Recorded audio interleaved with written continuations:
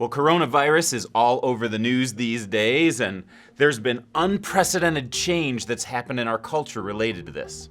The NBA has stopped their games, the NHL is shut down, my favorite sports event of the year, NCAA March Madness, is not going to be happening, the stock market has gone crazy, Broadway has shut down, and even Disney World is not going to be open for a while.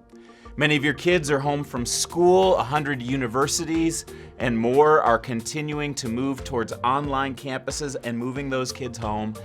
And then the stress hits home even more deeply. Some of you, I know, are going to be having the stress over your kids being home over the next few months. Some of you business leaders may have some lost revenue. Some folks may have lost hours, lost their jobs, or your stocks may have plunged in the markets.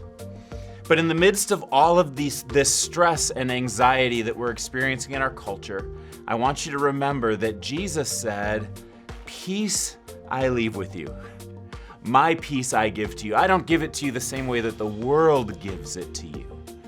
See, Jesus' brand of peace is a divine peace, and he and his disciples knew stress because Jesus said this to his disciples the night before he was about to be crucified on the cross.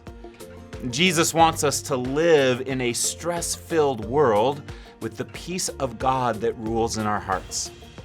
One of the things that happens every time a tragedy strikes in our world, every time there's uncertainty in the world, is we're reminded that this world is not our home. And we're designed to be yearning for another place that's out there. We keep that in mind as we move forward and as we trust in God. I remember the words of my friend Steve Walters when he used to run into tragedies. He would say, "God is not up in the sky wringing his hands worried saying, 'Oh my goodness, how could this happen?' God is the sovereign God who runs the universe and knew that all of this was going to happen and that we can trust in him." Now, as a church, we need to make wise decisions about what we're going to do for the future. The truth is, nobody really knows exactly how bad this is going to turn out. It's going to be somewhere between the Black Plague and Y2K. And as church leaders, we're trying to figure out, how do we exercise wisdom and faith all at the same time? How do we lean into Jesus and trust Jesus? So as a result of this and prayerful consideration and deep planning, we've decided we're going to move to stage 3 in our response plan. I want you to know the situation is changing rapidly, and our response to that situation will change just as rapidly. We're in touch with state and local officials, so I want to invite you to stay tuned to be a part of all of the communication that we have. If you haven't yet joined the Christ Community Church email link, I'd encourage you to go to the front page of our website, click on the email link, and become a part of that team. That's a fast way to stay updated. You can also stay updated on our website. But stage 3 of our response plan involves canceling ministries that have high vulnerability populations. So for people who are 70 plus, our seniors ministry is going to be canceled. Our youth trip next week to Kansas City is going to be canceled. As long as school is out, our MOPS ministry is on hold, as moms may need to be home with their school-aged kids. But Sunday morning, our Sunday events will continue as usual. We'll have 2 options on Sunday morning, and we encourage you to exercise wisdom in which one of those options that you choose. One of them is going to be come live and experience our services as normal. All 3 of our services will be rolling on Sunday mornings, and we'll be gathering together to worship Jesus and teach from God's Word. And I know that there's some people out there who are saying, man, in this stress-filled environment, what I need more than anything is community. What I need is to be present with the community, worshiping Jesus. It's a ministry to my soul, and so we're going to provide that opportunity for those who want to come. Now, if you're coming to Christ Community Church, you'll want to know a few things.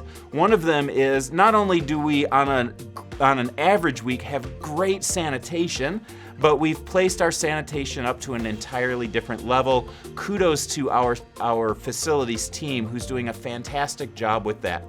In addition to that, we've increased the amount of hand sanitizer that's going to be available in the building. We'll have our greeters opening up doors for you. We're not going to be doing our normal turn and greet on Sunday mornings, and we're canceling greeting one another with a holy kiss.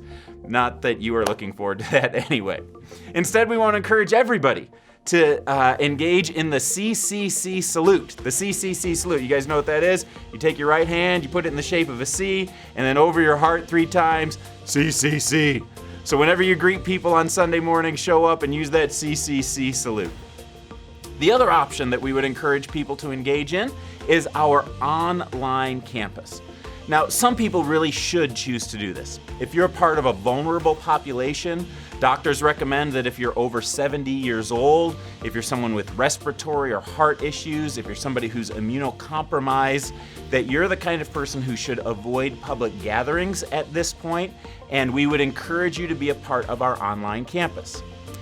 Now, some of you will gather around a TV, kind of an HD large screen format. You'll have your family with you, or maybe some members from your journey group that are with you. If that's the case, we'd encourage you to use Apple TV, Roku TV, or go to our website, cccomaha.org, because it'll give you an HD image that will be great for a large screen. Others of you may be following along on a phone or a smaller item, or you may not have access to wireless.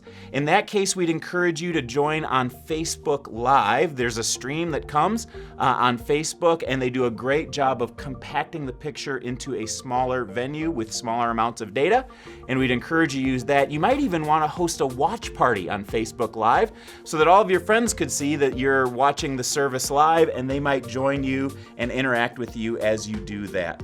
So we want to encourage you to do all of those things.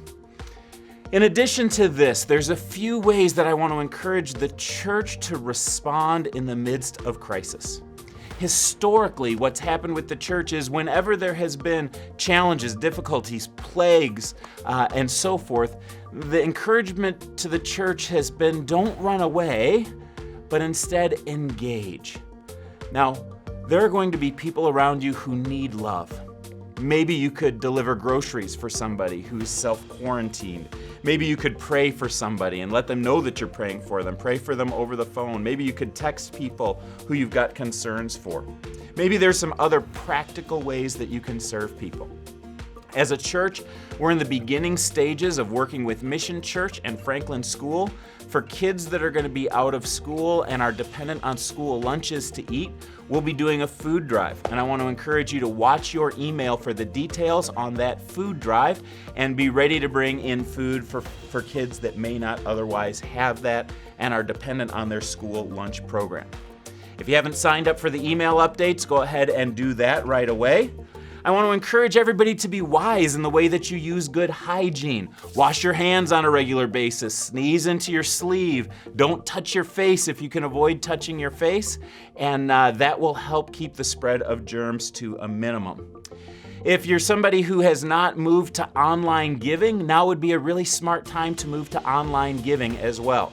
Online giving is free, it's convenient, it's consistent whether or not you are attending church, and it's germ-free, both for you and for the folks at the church who are handling the checks and the money. It's a great way to help stop the spread of the virus as we move towards online giving. But most of all, my biggest encouragement to all of you is to press into Jesus, to trust in the Lord with all your heart and lean not on your own understanding. In all your ways, acknowledge Him and allow Him to direct your paths. It's amazing what a difference it is when people live with the love and life and power of Jesus. It's a witness to the people who are around you, it's an encouragement in confidence, and it will enable you to make wise decisions as you trust in the Lord with all your heart. And may that be true of you, and may that be true of Christ Community Church.